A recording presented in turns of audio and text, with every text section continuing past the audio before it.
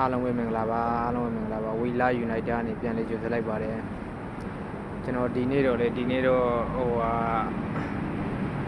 ပြောရမလဲကျွန်တော်အလုပ်တင်လေးနေရှုပ်တာနဲ့မနေ့ပြန်ပိုက်ရဲဆိုတော့ကျွန်တော်ဒီနေ့ပြန်ရှက်သွားစရာရှိနေတာတော့နောက်ကျသွားတယ်ပေါ့လေနောက်ကျတော့ဒီနေ့မှသတင်းတွေရတယ်သတင်းထူးတွေရတယ်တက်လာတော့ကျွန်တော်ပထမတော့မတင်တော့ဘူးလို့နောက်ခုမှပဲတင်လိုက်မယ်ဆိုပြီးတော့ချက်ချင်းကောက်တင်လိုက်တာပေါ့လေကောက်ပြီးရိုက်ပြီးတင်လိုက်တာဖြစ်တယ်ပြောရမယ့်သတင်းကတော့ဘာလဲဆိုရင်ကျွန်တော်တို့အခုလက်ရှိကျွန်တော်တို့ရဲ့ကွင်းလေကစားသမားဖြစ်လာမယ့်အီတာဆန်နဲ့နေပြီးတော့ကျွန်တော်တို့အတလန်တာအသင်းရဲ့ကွင်းလေကစားသမားဖြစ်တဲ့အီတာဆန်နဲ့နေပြီးတော့ကျွန်တော်တို့မန်ယူနိုက်တက်အသင်းဟာလုံးစုံစာရှုပ်ကိစ္စတွေပါဒီသဘောတူညီမှုတွေပါတယ်အကုန်လုံးပြီးဆုံးသွားပြီဖြစ်တဲ့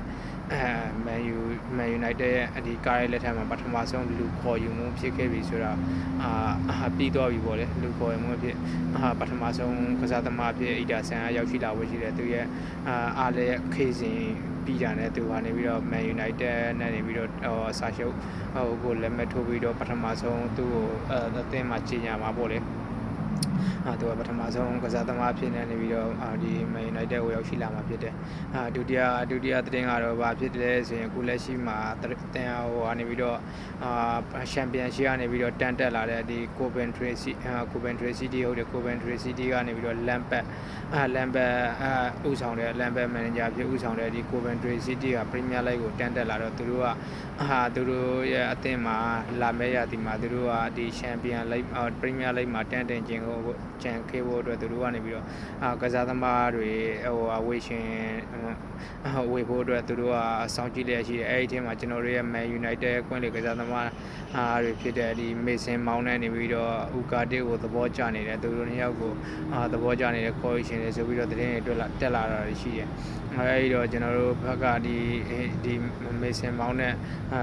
Ugarte နှစ်ယောက်စလုံးကိုရောင်းထုတ်မှာလားMason Mount ကလည်းသိတယ်မလား Mason Mount ကလည်းအမြဲတမ်း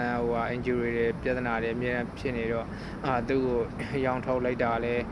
ကောင်းတယ်ပြီးရင်နောက်တစ်ဖက်က Ugarte ကလည်းအတုံးကျွန်တော်တို့အတွက်တိတ်ပြီးတော့အတုံးမတည့်တဲ့အတွက် Ugarte ကိုလည်းရောင်းထုတ်လိုက်တာတော့ကောင်းတယ်ဒါပေမဲ့ကျွန်တော်တို့ United အနေနဲ့နှစ်ယောက်စလုံးကိုရောင်းထုတ်မှာလားကျွန်တော်တို့ရဲ့လာမယ့်ရာသီမှာကျွန်တော်တို့ကကွင်းလေအင်အားကိုဖြည့်ရမယ့်အနေအထားတစ်ခုမှာနှစ်ယောက်စလုံးထွက်သွားဖို့ဆိုတာကကျွန်တော်တို့လက်ရှိမှာအခုစဉ်အီတာဆန်တယောက်ရတာပြီးဆိုကျွန်တော်တို့ကနောက်ထပ်အထက်မှာဆိုရင်ကျွန်တော်တို့ကဒီကိုဗီမန်ယွန်းတယောက်ပဲရှိတော့မယ်အဲဒီတော့ပြီးရင်ကျွန်တော်တို့ဘက်က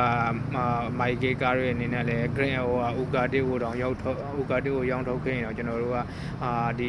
Mason Mount ကိုရောင်းထုတ်မဲ့အခြေအနေမှာမရှိဘူးလို့ထင်မိတယ်။ဘာလဲဆိုရင်သူရဲ့ဒီမိုက်ကေကားရဲ့ရေရှည်ပလန်ထဲမှာ Mason Mount ကပါဝင်နေစစ်ဖြစ်တယ်လို့လည်းကျွန်တော်တို့သိနေရတယ်ပေါ့လေ။ Mason Mount က Man United ရဲ့ရေရှည်ပလန်ထဲမှာပါဝင်ပတ်သက်နေသေးတယ်ဆိုတာလည်းသိနေရတယ်အဲဒီတော့ပြီးရင်နောက်ထပ်ဒီ Coventry City ကလူရှင်သိတိုင်အောင်သူတို့ကနေပြီးတော့ဒီနှစ်ဦးပေါင်းမှာကစားသမား2ယောက်ပေါင်းမှာနေပြီးတော့ပေါင်တန်း40လောက်ပဲသုံးမယ်ပေါင်တန်း1ယောက်ကို20ဝန်းကျင်လောက်ပဲပေးမယ်ဆိုတဲ့အခြေအနေတခုကိုသိနေရတယ်ပေါ့လေအဲဒီတော့ကျွန်တော်တို့ဘက်က Man United ဘက်က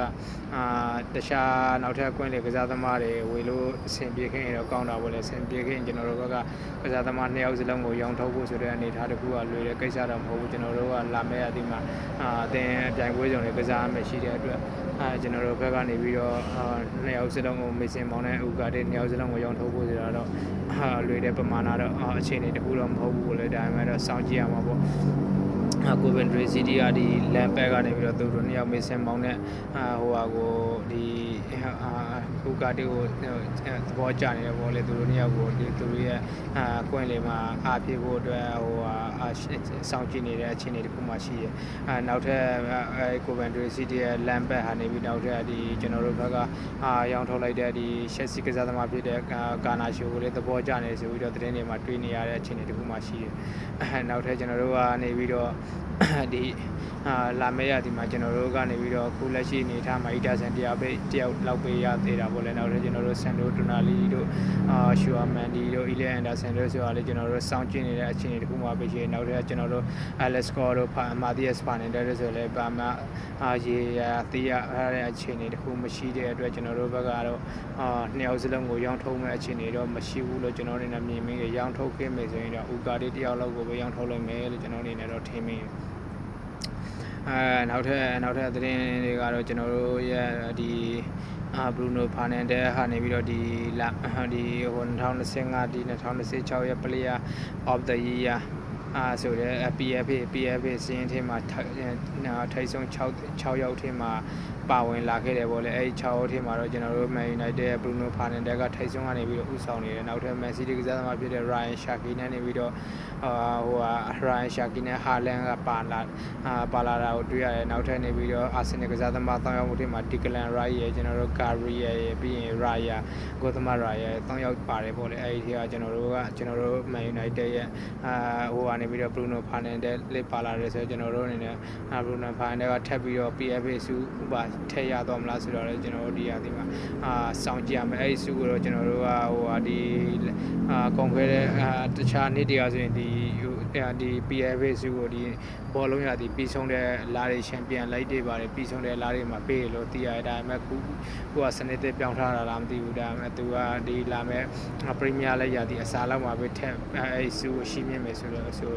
အကြောင်းတွေကျွန်တော်တို့သိရတယ်ပေါ့လေကျွန်တော်တို့အဲဒီပရီးမီးယားလိုက်ရသည်စားတဲ့အချိန်မှာ